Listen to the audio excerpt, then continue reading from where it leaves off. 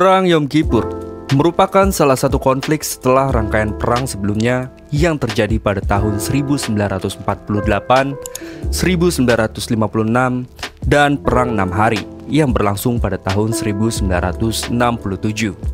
Perang ini terjadi pada tanggal 6 hingga 26 Oktober di tahun 1973 dan terjadi bersamaan dengan perayaan Yom Kippur yang merupakan hari sakral umat Yahudi yang dirayakan dengan puasa selama 25 jam dimulai dari matahari terbenam pada tanggal 10 Tishri dalam kalender mereka. Israel menjadikan Yom Kippur sebagai hari libur sehingga banyak dari unit tentara mereka yang berada di tempat tinggal masing-masing.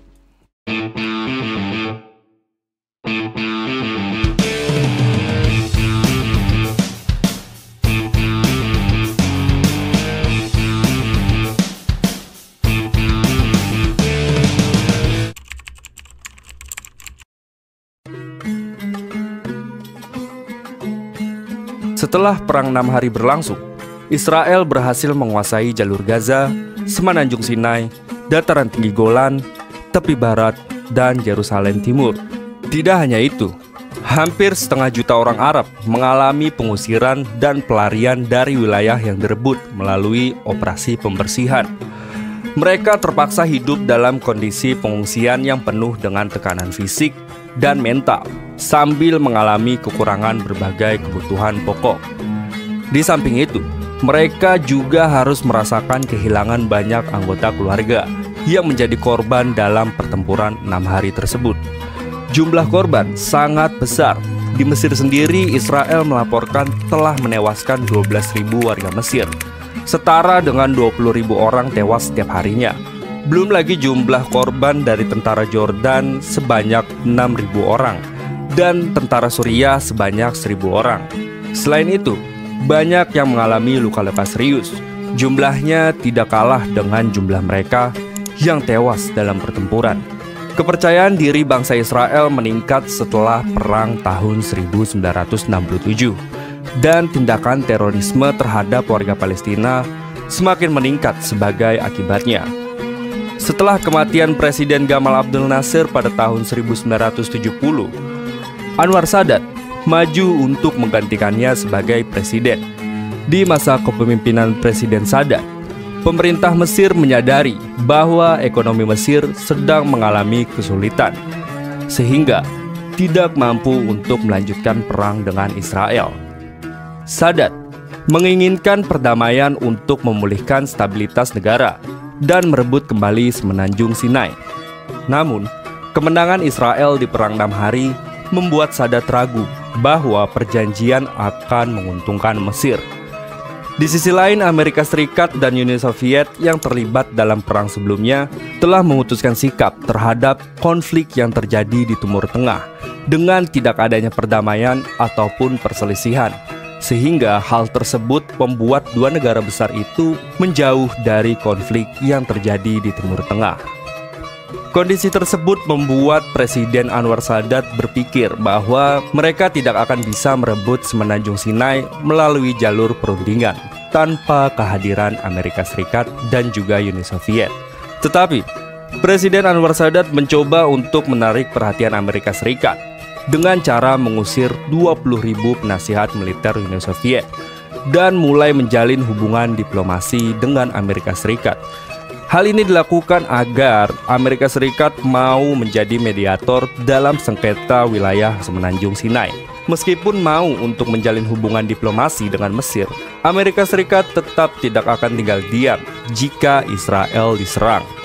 Nah, kondisi ini segera dimanfaatkan oleh Uni Soviet dengan cara mengirimkan bantuan berupa alutsista, dan tentunya Mesir menerima bantuan tersebut. Otomatis kondisi ini membuat perjanjian kedua negara tersebut tentang konflik Timur Tengah menjadi pudar. Setelah memutuskan untuk berperang, Mesir secara diam-diam membuat aliansi dengan Suriah serta merencanakan sesuatu untuk menyerang Israel. Hal ini dilakukan demi mendapatkan beberapa wilayah seperti Semenanjung Sinai dan dataran tinggi Golan. Pada tanggal 27 September 1973, 10 hari sebelum Mesir melancarkan serangan, Mesir melakukan mobilisasi 140.000 pasukan yang sebenarnya akan menyerbu Sinai. Tindakan ini dilakukan dengan menyamarinya sebagai latihan militer. Israel sebelumnya telah curiga bahwa latihan perang Mesir mungkin merupakan persiapan untuk serangan sungguhan dan merespon dengan memobilisasi pasukan serta memperkuat pertahanan di Sinai. Namun, prediksi tersebut selalu tidak tepat. Sebagai hasilnya, Israel menganggap latihan Mesir pada September 1973 sebagai false alarm dan tidak melakukan mobilisasi atau penguatan di Sinai. Keputusan ini diperkuat oleh Mesir untuk memulangkan sebagian pasukannya pada tanggal 4 Oktober, yang dimaksudkan untuk menunjukkan bahwa latihan perang akan segera berakhir. Namun, pada dini hari, tanggal 6 Oktober 1973, intelijen Israel akhirnya menemukan rencana penyerangan Mesir dan memberi peringatan kepada pemerintah Israel hanya 10 jam sebelum serangan. Secara prinsip, Israel seharusnya menggunakan waktu 10 jam ini untuk melakukan serangan preemptif dan memobilisasi pasukan cadangan. Namun, Perdana Menteri Israel Golda Meir memutuskan untuk tidak melakukan serangan preemptif dan hanya mengizinkan sebagian kecil pasukan cadangan untuk dimobilisasi. Keputusan ini didasarkan pada dua pertimbangan. Yang pertama, Meir tidak ingin Israel terlihat sebagai pihak yang memulai konflik ini, dan dia ingin mendapatkan dukungan dunia dengan menunjukkan bahwa Mesir dan Suriah adalah yang pertama kali menyerang. Hal ini juga untuk memperbaiki citra Israel setelah Perang 6 Hari sebelumnya. Kedua, Meir percaya bahwa Mesir dan Suriah dapat dipukul mundur oleh serangan balik Israel, mengingat supremasi udara dan kekuatan lapis baja Israel yang begitu kuat. Namun pertimbangan kedua ini nantinya terbukti keliru dan membawa konsekuensi fatal bagi militer Israel.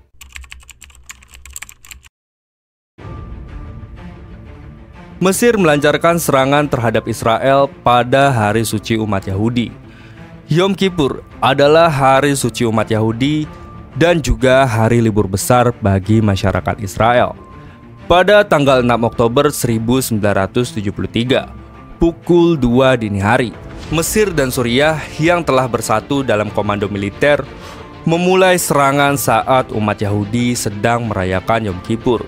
Pasukan Suriah di bawah pimpinan Hafiz al-Assad mulai melancarkan serangan udara besar-besaran ke pos-pos dataran tinggi Golan. Sementara Mesir menggunakan artileri, pesawat, dan tank menuju garis pertahanan Israel di sepanjang terusan Suez yang bernama Garis Bar-Lev, dengan dua tujuan, yaitu menyeberangi Suez dan menetralisir Garis Bar-Lev melalui Operasi Badr. Hanya dalam waktu 6 menit sejak dimulainya perang, para prajurit Mesir mulai memenuhi Sinai dengan perahu, tank amfibi, dan juga helikopter.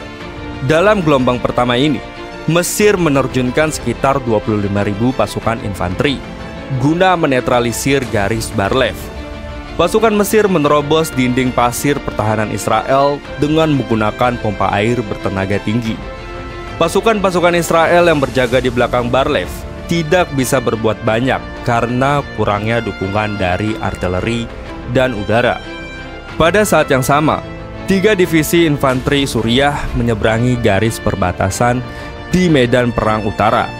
Mereka berhasil merebut posisi penting Israel, yaitu puncak Gunung Hermon, yang tingginya lebih dari 2.000 meter hanya dalam waktu 2 jam.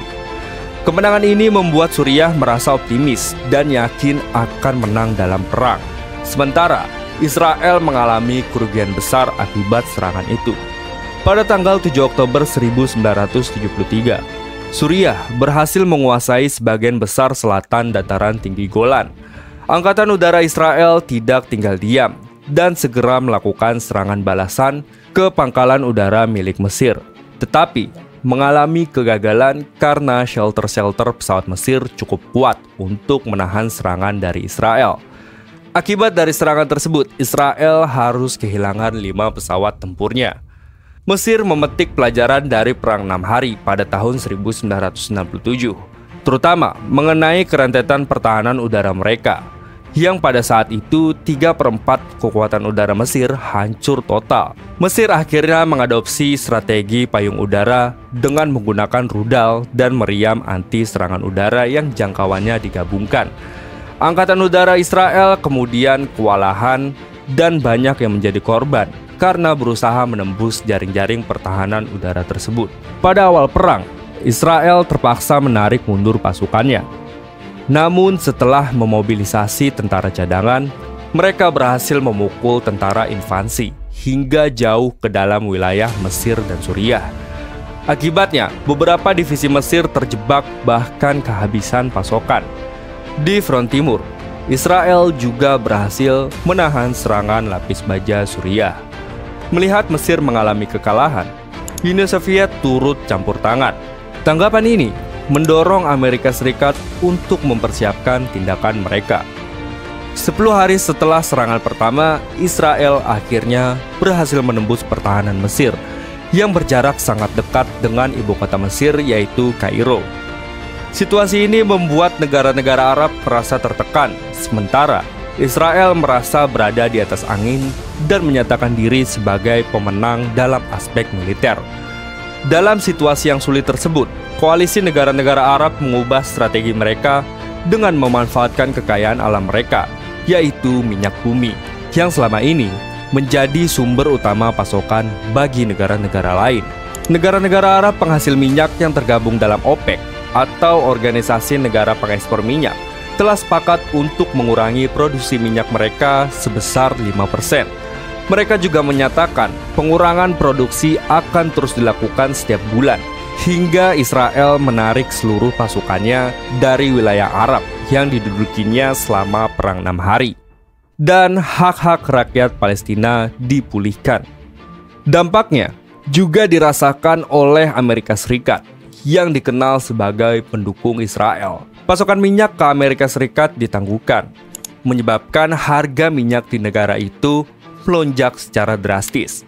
Situasi ini membuat Amerika Serikat mempertimbangkan kembali keterlibatannya dalam konflik. Sementara itu, korban perang terus bertambah dari kedua belah pihak akibat serangan yang terus berlanjut.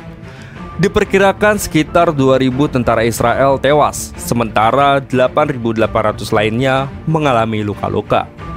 Pasukan Mesir juga mengalami kerugian besar dengan sekitar 7.700 korban jiwa, dan Suriah yang kehilangan sekitar 3.500 tentaranya. Tingginya jumlah korban membuat kedua belah pihak mulai merasa lelah dan ingin mengakhiri perang, sehingga gencatan senjata diumumkan pada pertengahan bulan Oktober.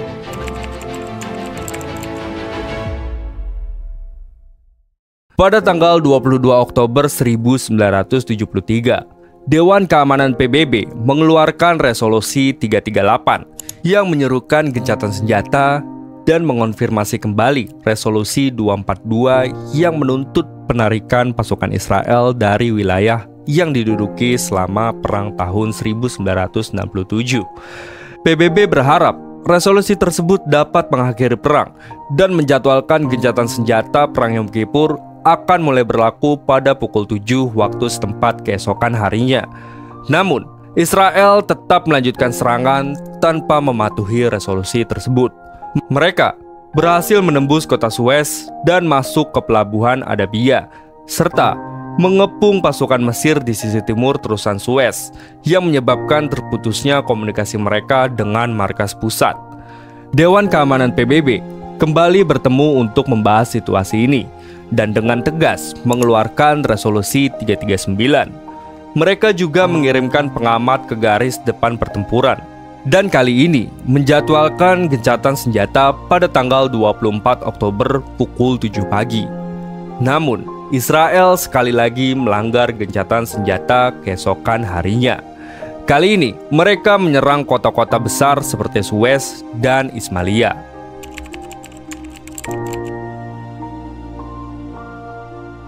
Meskipun kalah lagi dalam perang, Mesir merasa sedikit terhibur dan bangkit kembali setelah kekalahan mereka dalam Perang 6 Hari. Mesir berhasil menembus wilayah Israel, meskipun pada akhirnya kalah dalam pertempuran selanjutnya. Ketika pasukan Israel mundur dari Port Said, penduduk Mesir merayakan dengan pawai dan pesta besar-besaran. Israel kemudian sepakat untuk mundur dari seluruh wilayah Sinai setelah Mesir menyetujui pembentukan zona penyangga.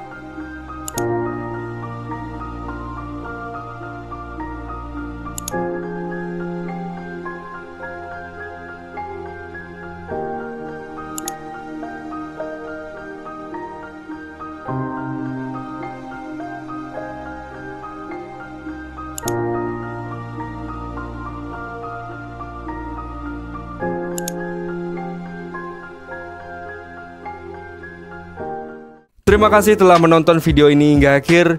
Jangan lupa dukung kami dengan cara like, komen, dan subscribe. Terima kasih.